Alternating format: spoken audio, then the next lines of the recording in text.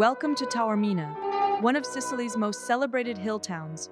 Poised high above the Ionian Sea, the town may be compact, but every turn brings a new layer of history.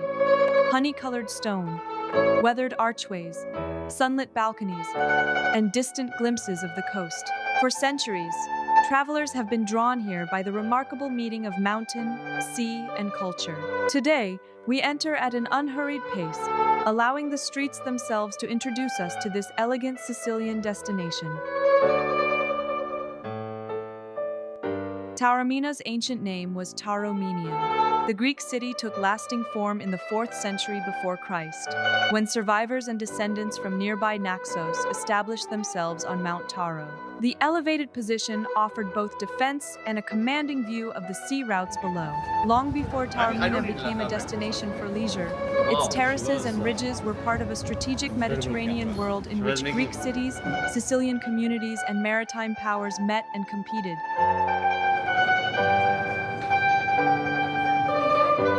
Our walk opens into Piazza IX Aprile, the graceful public square often described as Taormina's drawing room. Its broad terrace lies along Corso Umberto, the town's principal promenade, where local life and visitors mingle beneath the Sicilian sun.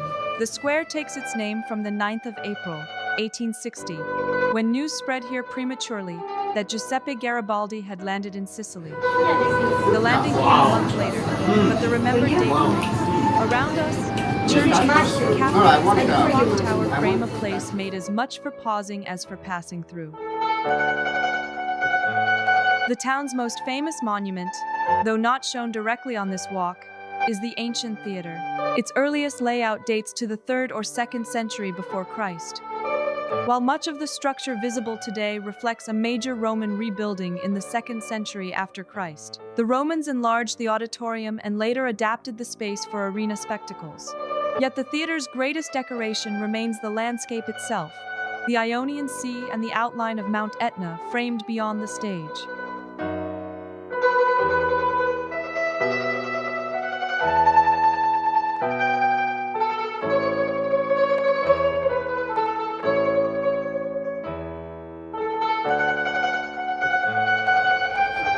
Corso Umberto follows the line please of an enlighten ancient me. route that once linked Messina and Catania. Do you know how much these sunglasses Today, cost? it is Taormina's lively pedestrian heart, lined with stone facades, small restaurants, galleries and shops. Yet some of the town's greatest charm waits just beyond the main street.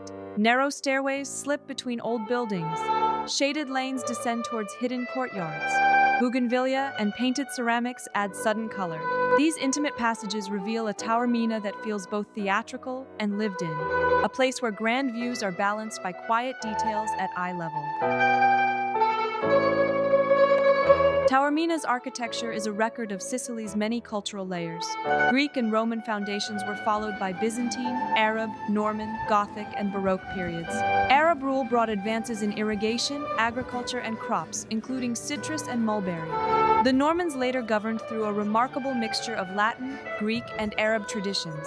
Along Corso Umberto, these centuries do not appear as separate museum rooms. They overlap in arches, stonework, churches and palaces woven into the modern town.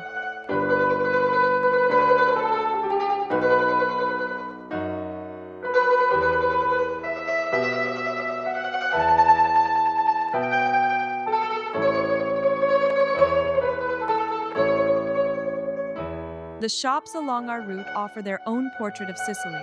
Brightly painted ceramics recall patterns pass through generations, while textiles, jewelry, and decorative objects translate older traditions into contemporary forms. Taormina has welcomed international visitors for well over a century, yet the most memorable discoveries still feel distinctly local. Browsing here is not simply about souvenirs. It is a chance to notice Sicily's love of color, ornament, and craftsmanship, and to carry away a small reminder of the island's warmth long after the journey has ended. By the 18th and 19th centuries, Taormina had become an important stop for artists and travelers on the Grand Tour. Writers, painters, and early photographers were captivated by the combination of classical ruins, luxuriant vegetation, Etna, and the sea. Johann Wolfgang von Goethe helped spread its fame through his account of Sicily. Later visitors transformed Taormina into one of Europe's earliest international resorts, establishing a tradition of hospitality that continues in its hotels, cafes, and cosmopolitan streets.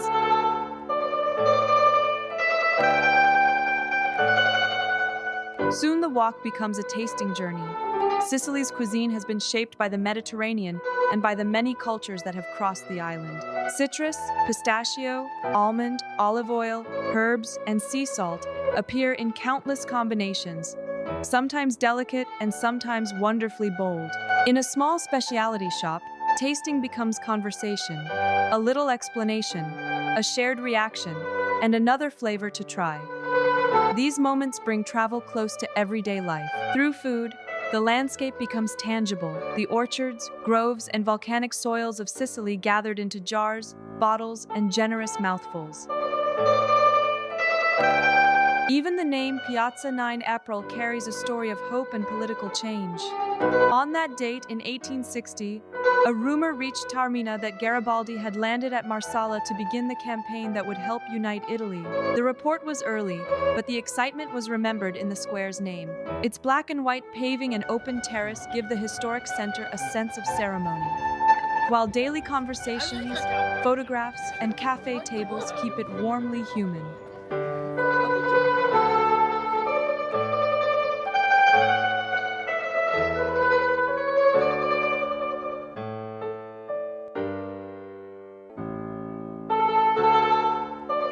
As our time in the historic center draws to a close, Taormina leaves an impression of effortless variety.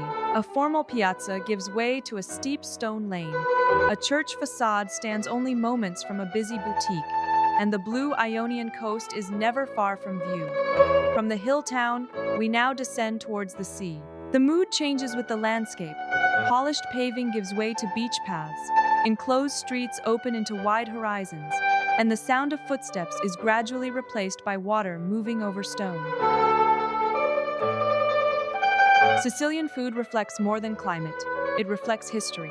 Greek cultivation, Roman trade, Arab sugar and citrus, Norman courts, and later Spanish influences all contributed to the island's distinctive table.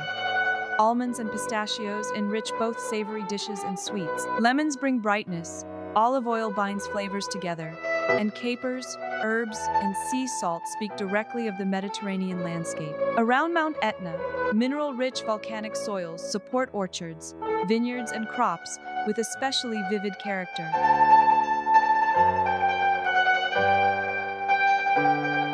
Below Taormina lies Isola Bella, the small, green island set within a sheltered bay near Mazzarò, often called the Pearl of the Ionian Sea. It is joined to the mainland by a narrow strip of pebbles that can change with the tide. In the late 19th century, the island became the home of Florence Trevelyan, an English woman who created gardens and unusual structures among its rocks. Isola Bella later passed into public ownership and was declared a nature reserve in 1998, protecting this remarkable meeting of Mediterranean vegetation, stone, and sea.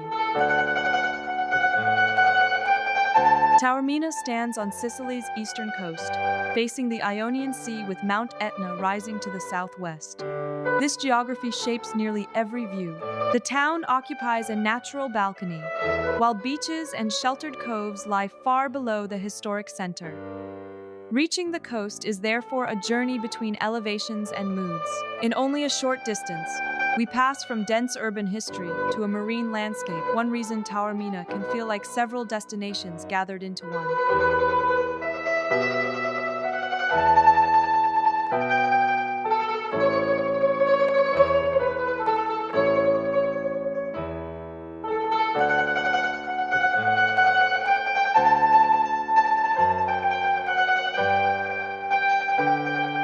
The beach here is made not of soft sand, but smooth pebbles and shingle, washed continually by clear Ionian water. Entering the sea requires a little care, yet the reward is immediate. Sunlight reaches through the blue-green surface, revealing stones beneath and turning every small wave into moving glass. Rocky headlands shelter the bay, while swimmers and small boats bring a relaxed summer rhythm. It is a beautiful contrast with the streets above Taormina's history and bustle, exchanged for the simple pleasures of cool water, warm light, and an open horizon. Florence Trevelyan gave Isola Bella much of the character we recognize today. After settling in Taormina in the late 19th century, she introduced exotic plants and designed imaginative stone and brick structures that blended into the island's contours. Her work treated the island as both garden and refuge. The result was never a formal park in the conventional sense. Architecture, vegetation, and volcanic rock were allowed to mingle, creating an atmosphere that feels cultivated, yet still wonderfully wild.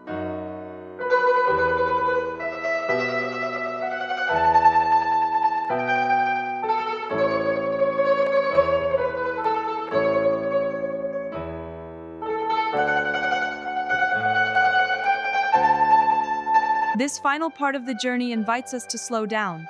There is no need to hurry across the pebbles or measure the afternoon by landmarks. The pleasure lies in the changing colors of the water, the sound of each wave returning through the stones, and the view back towards Sicily's steep eastern coast. Isola Bella shows why Taormina has inspired artists, writers, and travelers for generations. Its beauty is not held in a single monument. It emerges from the conversation between the built town above and the natural bay below. Isola Bella's protected value extends beyond its postcard beauty. The small island and surrounding bay form a meeting place for coastal vegetation, rocky habitat, and clear marine water. Changing tides can expose or cover part of the narrow connection to shore. Around the rocks, sunlight and water create varied conditions for Mediterranean life. Declaring the area a nature reserve, recognize that this scenery is also a living system, beautiful precisely because land and sea remain closely connected. From the elegant squares and lively streets of Taormina to the clear waters and pebble shore of Isola Bella, this has been a journey through two faces of the same place. One is shaped by history, craft, food, and human encounter. The other by rock, vegetation, sunlight, and sea. Together, they create an experience that is unmistakably Sicilian, colorful, layered, and generous. Thank you for sharing this walk with us. May the memory of these streets and this beautiful Ionian shore remain with you. And may Taormina welcome you back again one day.